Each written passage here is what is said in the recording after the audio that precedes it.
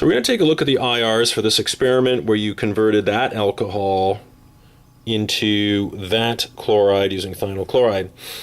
So with our starting material, our organic starting material, we have three functional groups. You have an alcohol, an aromatic, and alkane structure.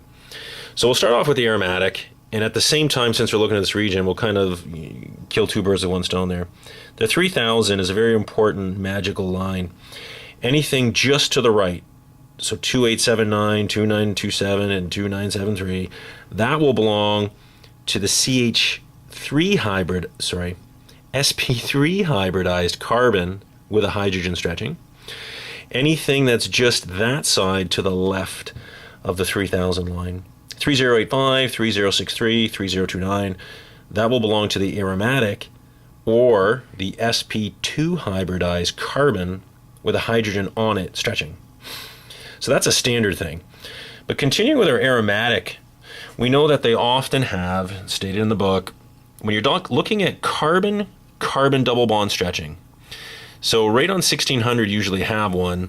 You have another one usually that's close to 1500, and then often you have one that's a little bit lower. It could be even as low as 1368 or 1410. Problem is the CH bending can overlap that. So if I was circling this, I'd be tempted. The only thing I'm sure of is the 1602 and the 1493 in this particular IR is actually carbon-carbon stretching of the ring. And carry on in aromatics. This is called the OOP bending region if you have aromatic ring. So let's take a quick look at your book. Pavia, a nice little page. I don't know what page in 5th edition this is. What, 46? So it's a nice little table that shows you the substitution patterns. Mono-substituted, you're going to see two only strong absorption bands. One at close to, could be a little below or a little above, but right on 700, so to speak, 750-ish. So let's go see ours. That's our alcohol.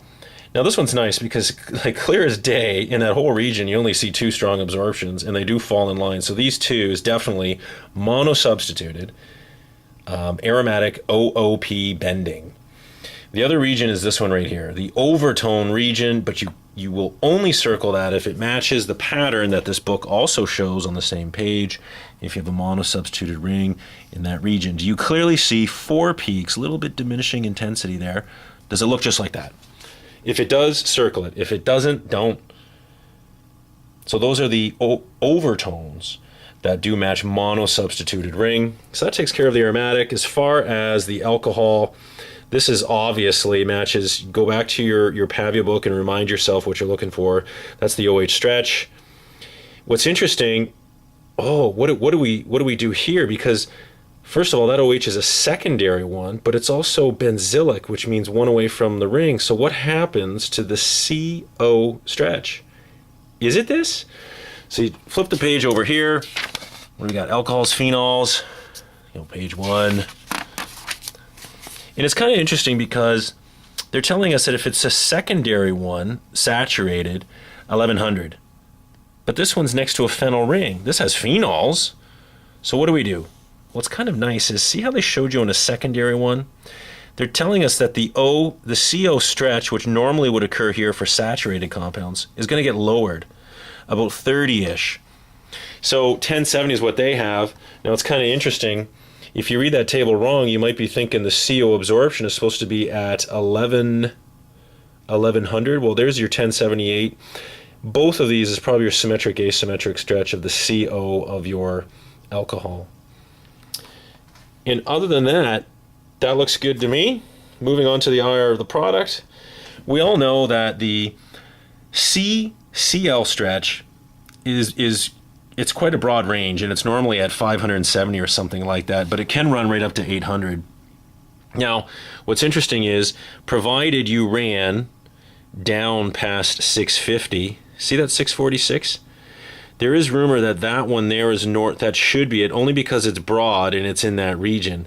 But again, so the only thing we're going with, the CCl happens somewhere in this region, but it's usually quite broad, usually. So 646 could very well be it. This turns out, what we've already seen in the previous one, is the OOP bending of mono-substituted aromatic ring. The two peaks match very similar to what you had as your starting material. We can then quickly go back to our aromatics. We know anything that's just to the left of 3000 is going to be the C sp2 hybridized with a hydrogen stretching. Anything just that side of 3000, 2977, 2927, 2865, is going to be an sp3 hybridized carbon with a hydrogen on it stretching. It's easy to look at this and get confused and think, oh, is this part of leftover starting material? Hard to see it in this one. Whenever you run this, depending on the intensity, and you can see how these peaks are not very, very intense, you often will see like residual moisture either in a KBR pellet or on sodium chloride plates. So that is not likely to be starting material. If you think it is, then you should look back at your starting material peaks such as 699, 760, and all these ones in the fingerprint region. You should be able to find at least 4 of these to show up right on the number in order for you to say, in my product, that might be it. You'd also have to combine that with the fact, did your NMR show any signs of the leftover starting material? So, other than that, the only other thing that I would circle rather than your CH stretches of aromatic or sp3 and the mono, perhaps that, if you really want to, you can come back here and circle some of this for CH bending if you want. So that takes care of the IR. Let's move on to NMR. This was one that was actually ran. Whose was this? Doesn't have the name on that one.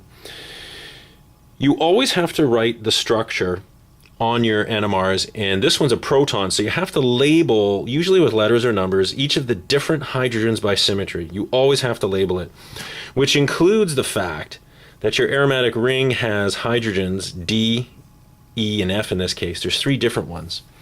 Now, yes, they often overlap, which they did here, and you can't decipher doublets, triplets in that. So in this case, obviously, it works out. You can see the integration to be roughly 5 in this case. So that's your mono-substituted hydrogens all lumped together. In the middle, you've got 2 signals, each worth roughly 1 hydrogen. And then over here, well, you can see TMS at 0. And that integrates to 3, and it's a doublet. Well, obviously, when you look back here, the signal from A sees the one at B, so signal A has to be the doublet, and it should be worth 3. Now, it turns out in this one, sometimes it happens and sometimes it doesn't. When we ran the starting material, sometimes that HC will talk to HB. So obviously in this case, it absolutely does. So the question is, which one is which? This more broad one here, 1.04, that one is much, much more likely to be the OH hydrogen. And quite frankly, if you were to run yours, you would see how this, depending on the concentration, can swing all over the place. However, this one here, which looks like a broad little doublet, that will be, see if I can find it here, hydrogen B. So that one will not move. And if you find reference spectra of the starting material, I mean, you guys didn't have to run yours out of the bottle, but if you did, this is exactly what you'd see. As far as the carbon is concerned, you have to do the same thing. Label each of the carbons that are different by symmetry, including the aromatic ones. Now, normally, hydrogen C of the aromatic ring is very, very small because it's quaternary. D and E are usually taller just because there's 2 of them, and then F is usually intermediate. We'll show you that in a minute. But on this day, it didn't turn out that way. So obviously, just by getting used to the pattern, this one here, which is the attachment carbon C, it's always usually the one further to the right. So then the remaining ones, to be honest, even I couldn't tell them with this spectra. I would circle all 3 and say those are the remaining D, E, and F aromatic hydrogens, and you can see where they're at. Online, I'm sure you'll find this one where they specifically assign it for you. So then we look down and say, okay, where is B and A carbons? So there's TMS at 0. And clear as day, you can see that we've got, what is that, 50, 40, 30, so what, 25 or something like that, and the other one is 60, 70? Yeah, 69. So obviously carbon B is this one here, and that makes sense. Let's take a look at our product. This was actually someone's that was run a couple years ago. So here we go again. Now this one had a mixture of both diethyl ether and your product. So if you know what is in this spectra, you have to assign both. Notice I chose numbers for the diethyl ether, and I chose letters for my compound, and this is hydrogens for this one.